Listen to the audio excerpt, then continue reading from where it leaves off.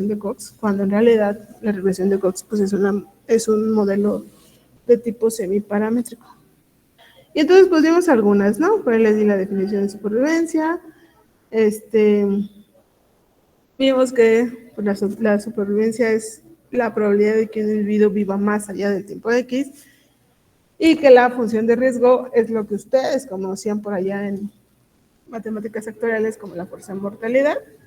Y pues al final de cuentas la función de riesgo acumulado no es más que o la integral de la función de riesgo o la suma, ¿no? Si estamos hablando de términos discretos. Y por último, pues ya empezamos a hablar un poquito acerca de las propiedades de la función de supervivencia, y entonces por ahí hay algunas cosas, ¿no? Pareciera que muy puntualmente en el término de las propiedades sí vimos que S de t debe de valer 0. Sin embargo, en el caso de Kaplan-Meier hay que tener cuidado, porque la función de supervivencia no necesariamente vale 0 si resulta que terminas en una observación censurada. Entonces, pues ya empezamos a ver algunas de las relaciones. Por ahí, esta nada más se las di así como por... Ya después creo que se dieron cuenta que estábamos hablando de una Weibull en ese caso, pero eso ya fue después, ¿no? Vimos algunos ejemplos así muy sencillitos para que ustedes se fueran dando más o menos cuenta acerca de qué estábamos hablando. Y determinamos, ¿no? Todas las relaciones que existían entre la función de supervivencia, la función de riesgo y la función de densidad. En este caso, pues vimos que la función de riesgo era el cociente entre la densidad y la de supervivencia. Y bueno, pues ahí nos pusimos a hacer un poquito de talacha, que de repente digo, no debí de haber hecho tanta talacha. Y este ejemplo a mí me gusta mucho, ¿no? Porque al final de cuentas te muestra el riesgo del comportamiento, al menos de la vida humana, desde el nacimiento y hasta que la persona fallece. Y porque pues en realidad aquí se ve como muy pintado, muy bonito, pero en realidad pues tiene algunos, por ahí algunas...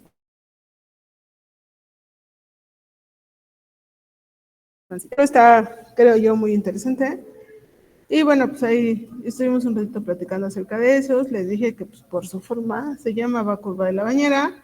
Y pues seguimos con las funciones de riesgo y vimos que esta es la que casi siempre nos sale, ¿no? Por ahí en lo último que hemos estado haciendo, que la función de riesgo acumulado pues la podemos ver como menos el logaritmo de la función de supervivencia. Y o bien que la función de supervivencia pues es la exponencial de menos la función de riesgo acumulado. Y esta pues no la vimos como tal, no la desarrollamos, pero si mal no recuerdo viene en su tarea, ¿no?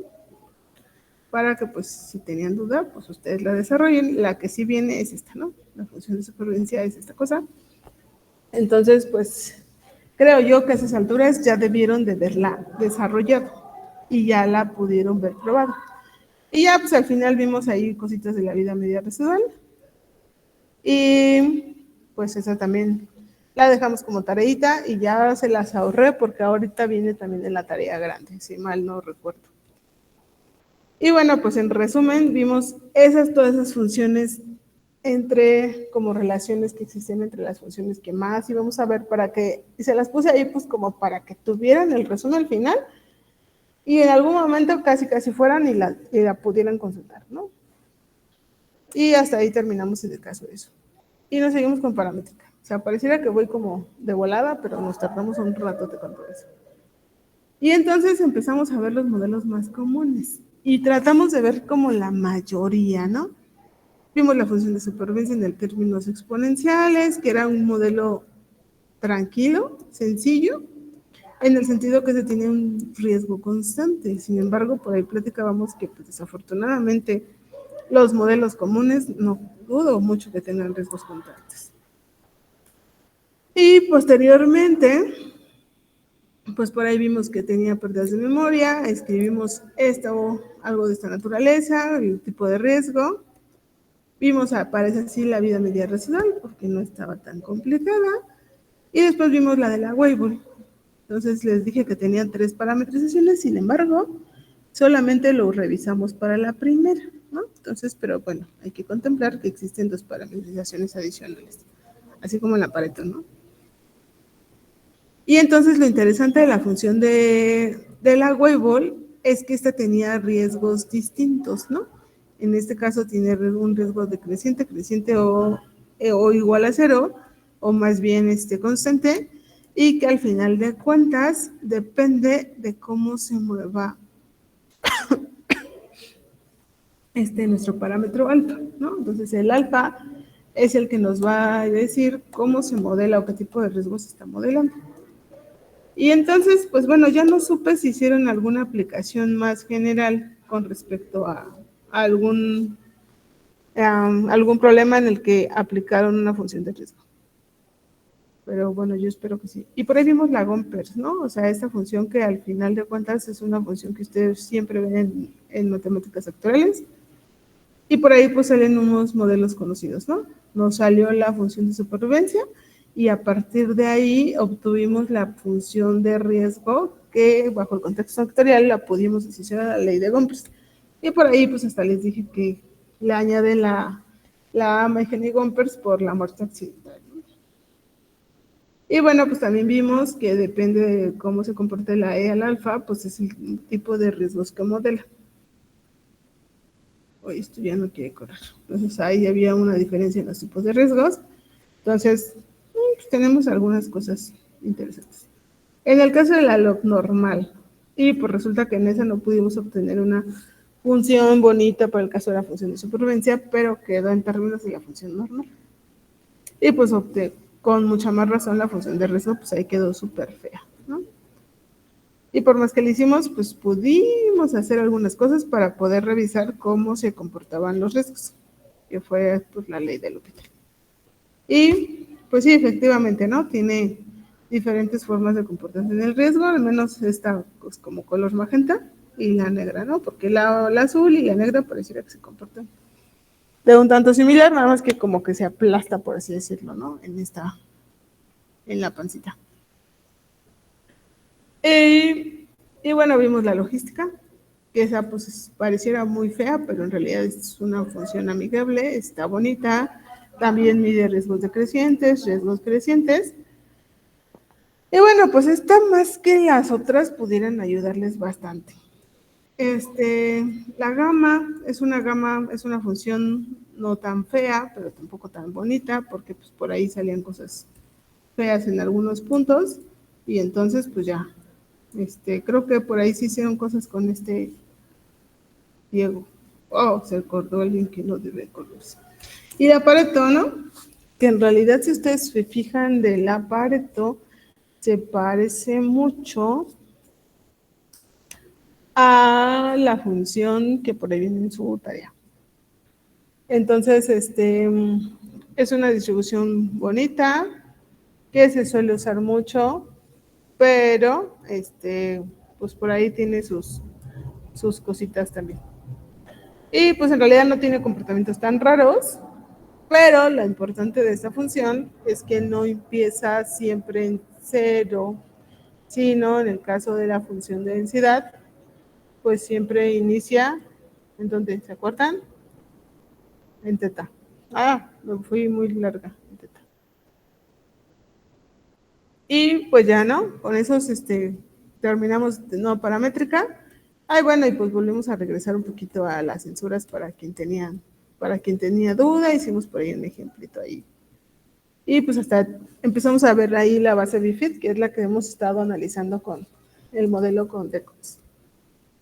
Vean, desde ahí estaba fea, ¿no? No nos gustaron los modelos y en particular, no sé si Penélope está, pero Penélope aquí siempre me decía, es que esos escalones están bien feos, es que esos escalones. Pero vean, la función de supervivencia no estaba tan fea.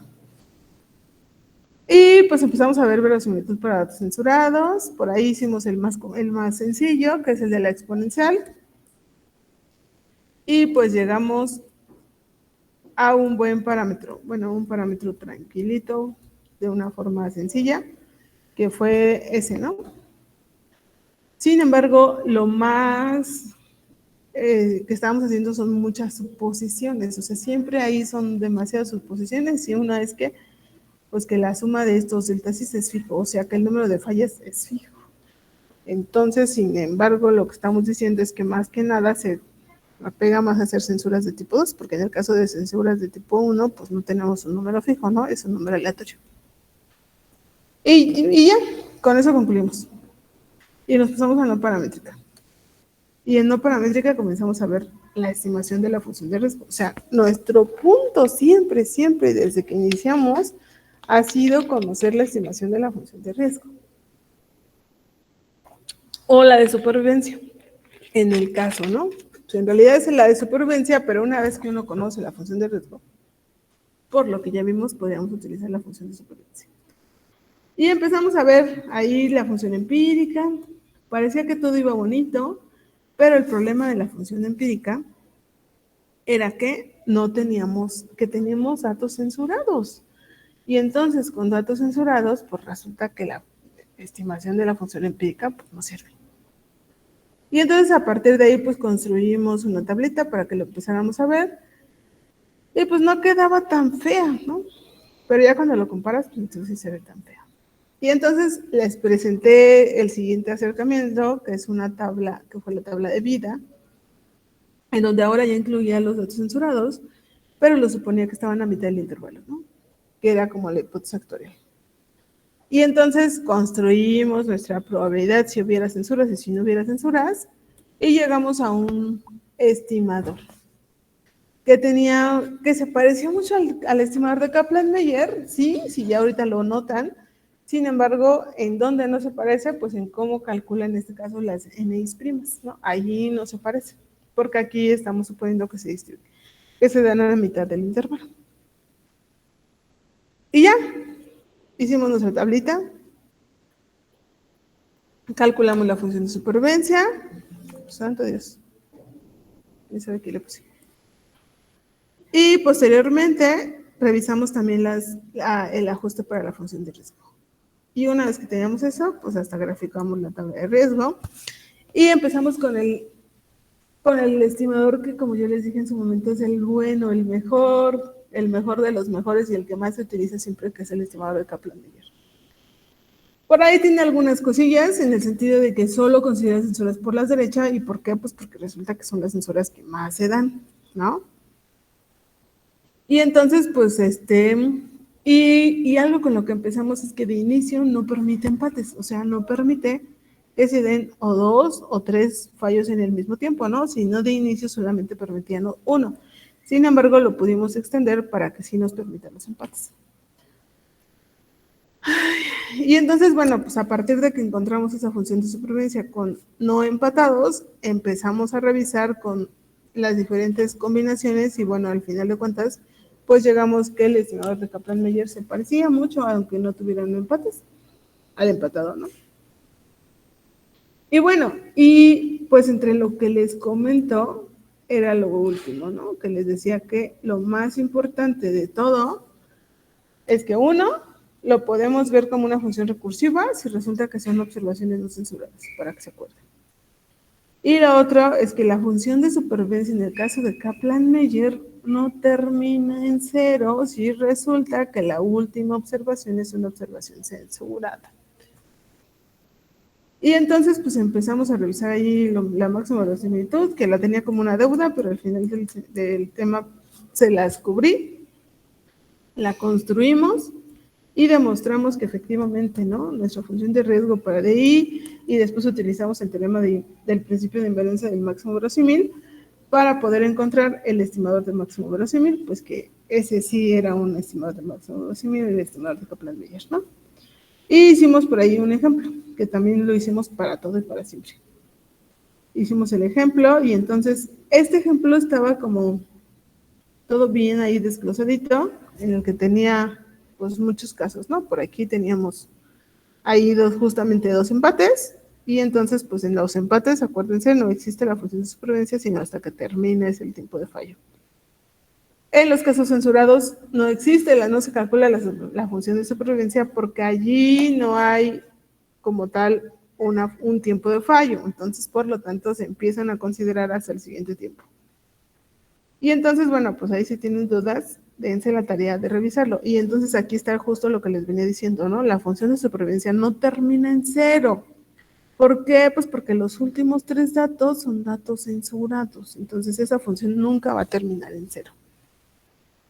Y ahí está la muestra, ¿no? No termina en 0. Entonces los comparamos con R. Y hasta aquí les puse todas las comparaciones de todos los estimadores de la tabla de vida, de la empírica y de la función de supervivencia. Y la que quedaba más feo, pues era la empírica. Y pues ya, ¿no? Revisamos toda la taracha para la varianza. Y empezamos, ¿para qué? Pues era la idea de revisar todo este relajo, era para revisar los intervalos de confianza. Por ahí les di las propiedades. Y determinamos intervalos de confianza en donde les decía que el primer intervalo, que es el intervalo lineal, pues tiene un problema, ¿no? Y el problema es que hay posibilidad de que sus extremos, principalmente el intervalo superior, pues resulte que te dé más de 1. Entonces, pues lo que se hace es hacer algunas modificaciones, como la log menos log o la de logaritmo. Y entonces a partir de esas cosas, de esas transformaciones, empezamos a determinar diferentes intervalos de confianza, ¿no? Por ahí estaba ese intervalo. Y por ahí estaba el del logaritmo de la función de supervivencia. Que esas pues ya tenían ahí un problema que ya no daban. Y por último, pues vimos la función de riesgo acumulado. La realidad es que el estimador que siempre se utiliza, a pesar de que en el caso de Kaplan-Meier así, sea el que nos indica que, o el que nos da con Kaplan-Meier, es que este es el estimador más utilizado. ¿Sí se puede llevar a formular el examen? No sé, va a depender. No sé ni cómo va a ser el examen. Es que sí, es lo que iba a preguntarle de que no me acordaba que fuera tanto. Pues ya, por eso justamente, ahí está, ¿no? Vean que sí fue mucho lo que vimos.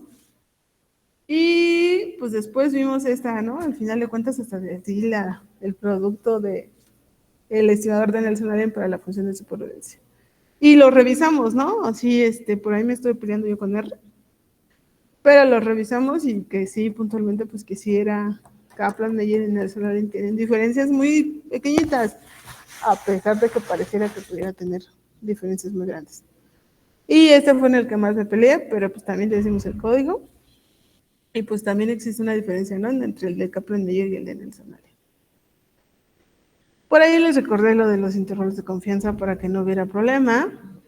Y pues por ahí revisamos, bueno, así rápidamente, que cómo podían proponer algún modelo de tipo exponencial, ¿no? O algún modelo de tipo Weibull, si quisieran graficarlos o al ser algo de tipo lineal.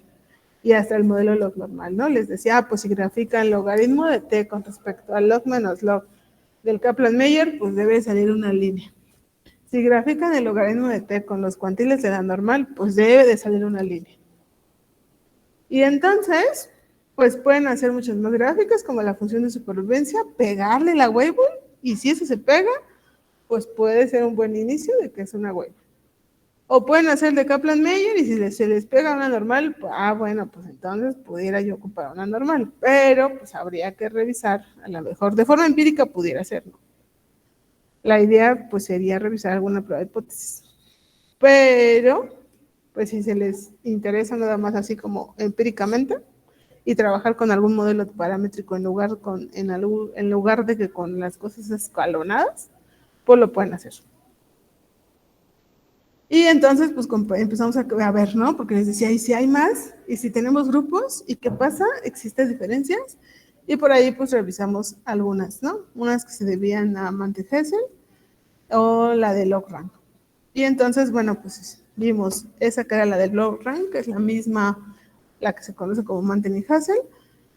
Y decíamos que, bueno, pues que el estadístico al final se traduce a una normal y que se distribuye G cuadrada con un grado de libertad y que, bueno, pues si tenemos valores muy grandes de la estadística, pues entonces hay indicios de que puedo rechazar H0.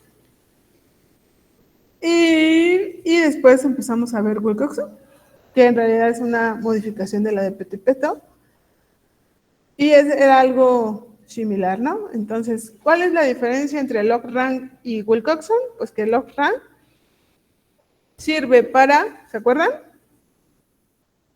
Riesgos proporcionales, o sea, cuando las gráficas de supervivencia están totalmente paralelas. Pero si por ahí tienen algún cruce, o sea, no hay riesgos proporcionales, entonces la idea es usar Wilcox.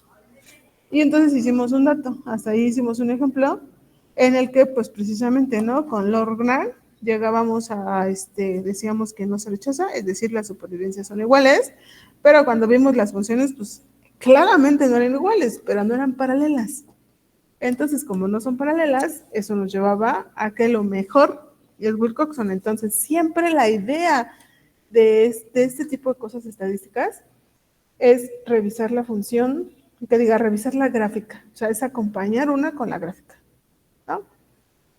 Y bueno, pues les presenté ahí la tabla de contingencia, que era la que presenta R, y con eso concluimos. Y empezamos con modelos con covariables, que es como lo que nos hemos estado peleando aquí todo este tiempo, en el sentido de que, bueno, pues el primer indicio es como el modelo de vida acelerada, pero pues por ahí le mete un tiempo, ¿no? ¿Para qué? Pues precisamente para acelerar este tipo de procesos. Entonces, por ahí les presenté ahí sí un ejemplo chafa, en el sentido de que les decía, bueno, pues la Weibull resulta que pertenece al modelo, tiene la probabilidad de modelos de tiempo acelerado, en el sentido de que inicias con la Weibull, haces un cambio de parámetros y terminas con la función de riesgo parecida a la Weibull. Les presenté las funciones de valor extremo, que en realidad son unas funciones que en algún momento les puede llegar a servir mucho si realmente les interesa la teoría. Y pues revisamos también que la Weibull es una función de valor extremo, o que tiene la propiedad de valor extremo. Y pues les conté ahí, platicamos un poquito acerca de los momios, ¿no? Y, pues por ahí viene creo que algo de momios proporcionales también en su tarea. Y pues empezamos a hablar con respecto al modelo de riesgos proporcionales. Se los puse, y esto creo que fue el último que ya puse. Hablamos un poco de las variables dummy, un montón ya en R, y les escribí aquí el modelo en términos matriciales para que, pues por ahí si tenían dudas, y determinamos, pues intentamos más bien determinar bajo la verosimilitud a los betas, ¿no? Pero desafortunadamente, pues eso sí necesitamos un método numérico, por lo tanto, pues no lo estudiamos cómo hacer, más que tratamos se me fue la palabra, de determinar la verosimilitud, ¿no? Y entonces, pues se las presenté, y esa era la verosimilitud parcial. Y entonces, pues bueno, lo que les dije es que podemos checar la hipótesis de riesgos proporcionales con el cociente o con la razón de riesgos. Y aquí justamente está la interpretación de las variables, ¿no? Que prácticamente se interpreta con la exponencial de la beta k, que R se las da. O sea, aparte de darles el coeficiente, les da la exponencial. Y ahí venía más o menos la explicación. Y pues les dije, no, lo importante siempre es revisar los residuos de Schoenfeld, que son los que pues ustedes ya ahorita hemos estado revisando las semanas pasadas.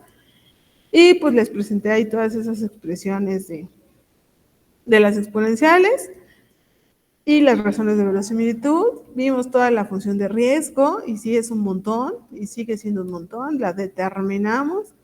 Hay mucho más con respecto a Nelson Allen. Hay varios modelos para determinar, pero lo más importante, una vez que nosotros ya tenemos nuestro modelo, es revisar todos los residuales. En el caso del Cox-Enel, ¿qué es lo que necesitamos? Por revisar que sí se pegue nuestro modelo o la función de riesgo de Nelson Allen. Una vez que ya tenemos el modelo, determinar con ese modelo la función de riesgos de Nelson Allen y pegársela, ¿no? Si se pega los residuos, entonces vamos por buen camino, porque entonces eso quiere decir que sí se ajusta a nuestro modelo. Por otro lado, los de Cox-Enel es lo mismo. En el caso de los residuales de Martingala, lo que nos ayuda es a revisar si existe alguna transformación de las covariables. Pudiera ser un logaritmo, un x al cuadrado, dependiendo de lo que nosotros observemos en esto, ¿no? Entonces, si uno los observa así todos dispersos, pues entonces dices, pues pareciera que están bonitos y están bien hechos. Le tengo que cambiar por ahí los títulos. Pero si resulta, y la realidad es que siempre me interesaría que se acomodaran ahí como en una banda de entre -2 o 2, o lo más cercano al 0 que se pudiera. Y si no, pues a lo mejor pudiera ser una indicación de que pudiéramos ayudar a hacer alguna transformación a la variable. Y además nos ayuda pues, a detectar observaciones influyentes. Por lo otro lado, los residuos de desvianza, como su nombre lo dice, nos dicen qué tanto se desvían las observaciones con respecto al modelo que ajustamos.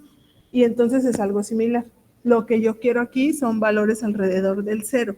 Si tengo observaciones muy grandes, pues entonces es indicio de que están muy dispersos y esas observaciones pudieran estarme causando algo extraño en el modelo. Entonces yo no quiero observaciones atípicas. Y los últimos y más importantes son los de Schoenfield, que son los que me dicen o me ayudan a probar mi hipótesis de riesgo proporcional. ¿Por qué? Pues porque lo que ve aquí es la correlación entre los residuos y, en este caso, la función de supervivencia. Entonces, si esa correlación es igual a 0, pues lo que estamos diciendo es que entonces no existe una correlación y por lo tanto, pues si tengo la hipótesis de proporcionalidad es buena. Entonces, lo que yo ando buscando, pues es rechazar es no rechazar H0. Entonces, yo quiero no rechazar H0 para poder decir o para poder apoyar mi hipótesis de proporcionalidad. Y vean, ¿no? O sea, si son proporcionales, pues aquí se va a ver casi estos de forma paralela. Esta no pasaba la hipótesis, acuérdense. Y entonces, pues aquí igual, ¿no? La grafiquita o el método de R que vimos por ahí nos daba hasta los p-valores de variable por variable para ver cuál sí pasaba nuestra hipótesis de proporcionalidad. Esta sí, esta no, porque está muy bajita, y esta sí la pasaba. Y ya, los DF betas también nos ayudan a detectar observaciones atípicas. Entonces, lo que busco también es que mis residuos se acomoden ahí alrededor del 0. Y si no, pues las reviso y veo qué tanto me puede modificar si quito las observaciones que son muy lejanas. Y ya, algo que me hace falta es cómo utilizar las variables dependientes desde el tiempo. Imagínense, por ejemplo, este caso, ¿no? En donde tenemos t igual a 2 y que este es menor, y que la función de riesgo o el cociente de riesgo es menor a 1. Y que, por ejemplo, en el tiempo 3 sea igual a 1 y que en el tiempo 5 sea mayor a 1.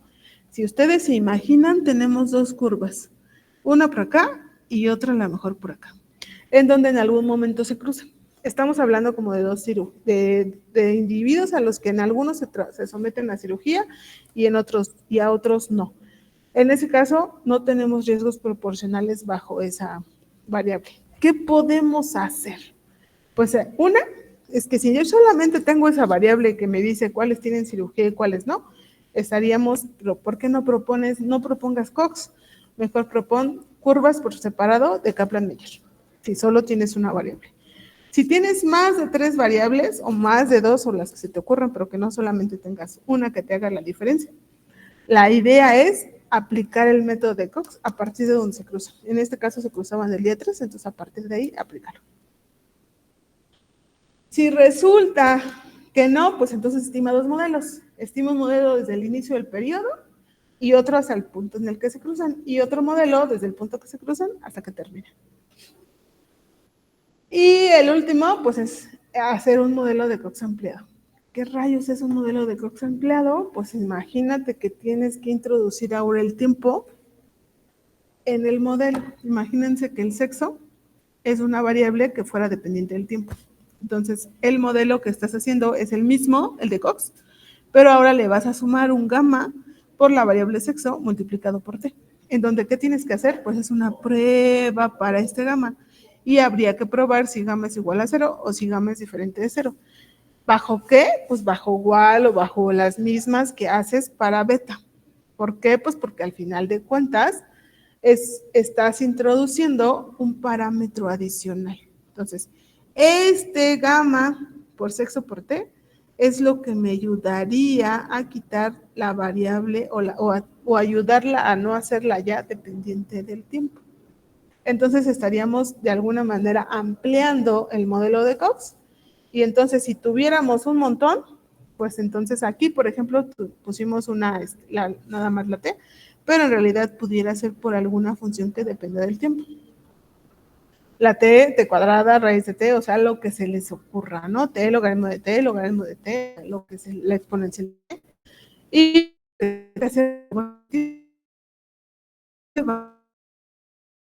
otra vez como la que hacen para beta, para ver si gamma es igual a 0 o gamma de lo ampliado quedaría de esta manera. O sea, ya no nada más les quedaría la suma de las betas j por xj, sino les quedaría la suma ahora de todas las variables dependientes del tiempo. Y revisar, pues esta, ¿no? Si las gamma 1, gamma 2 o gamma p son iguales a 0 versus con que alguna sea diferente de 0. Y ya, con eso tendrían que volver a hacer todos los mismos residuales para ver qué pasa la hipótesis de riesgos proporcionales y que todos los residuales se comportan de buena manera. Otra forma, pero que ya no es tan buena, es como hacer por grupitos. Haces un modelo por grupos dependiendo de las variables que sí pasen la estratificación y otras variables que no la pasen, o lo haces por estratos. Y a la otra manera.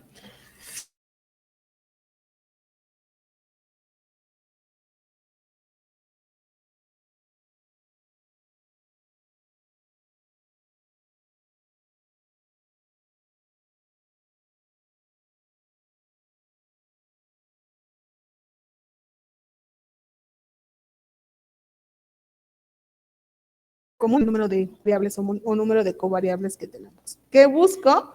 Pues minimizar, ¿no? Entre más pequeñito sea mi índice de Akaike, mejor será mi modelo. Y entonces ahora sí, la pregunta sigue siendo si van a poder llevar formulario. O ya se aprendieron Ya la todas las pregunta fórmulas. cambió. Es Ahora, ¿cuántos vamos a reprobar? ¿cómo que cuántos van a reprobar? Vean, ya se les dio un súper repaso ahorita, así como para que digan, ah, sí, ya se me había olvidado esto, pero ya lo recordé.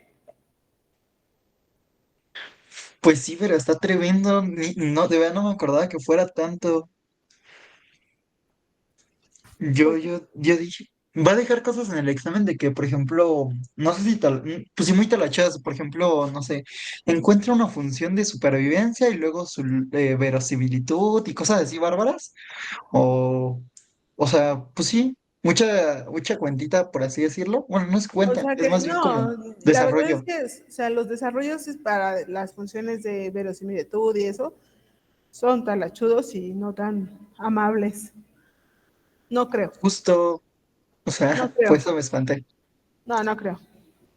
O va a ser más como de interpretación como la vez pasada, porque si es Yo creo así, que yo sí creo va que a ser a está lo mal. mejor una mezcla entre interpretación y alguna demostración sencilla, pero una demostración muy tranquila. Ah, ok, va. Porque sí está muy bárbaro, o sea, sí me medio acordaba de todo, pero ay, no manches. Tanto vimos. Pues ahora no me creen. ¿Y no tendremos que resolver ninguna integral o así en el examen? Pues a lo mejor sí, pero una sencillita. Alguna sencillita que no sea algo ahí por partes ni nada de eso, no creo. Pero algo sencillo, algo tranquilo, seguro sí. O sea, no nada que te lleve un día ahí sentado, un examen maratónico de Es 5 o 10 que horas. por lo No que están las sé, pues notas, es sí que no lo he parece hecho. maratónico. ¿Mande? Por cómo están las notas, sí parece que va a ser un examen maratónico. No, máximo 2 horas, o algo así.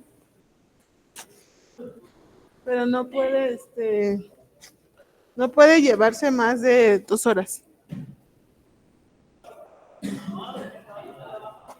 ¿Ok? Está bien, le creo. Bueno, qué bueno. Bueno, entonces Adiós, compañero. ya son las 6, chicos. Nos vemos el miércoles y ahora sí, prepárense porque el miércoles arrancamos con series de tiempo. Ese repaso estuvo bueno. ¿Vale? Los dejo porque ya me están corriendo de esos alumnos. Los voy a sacar a todos, así rápidamente. Gracias. Ay, Bye. nos vemos. Bye. Bye. Ayuda con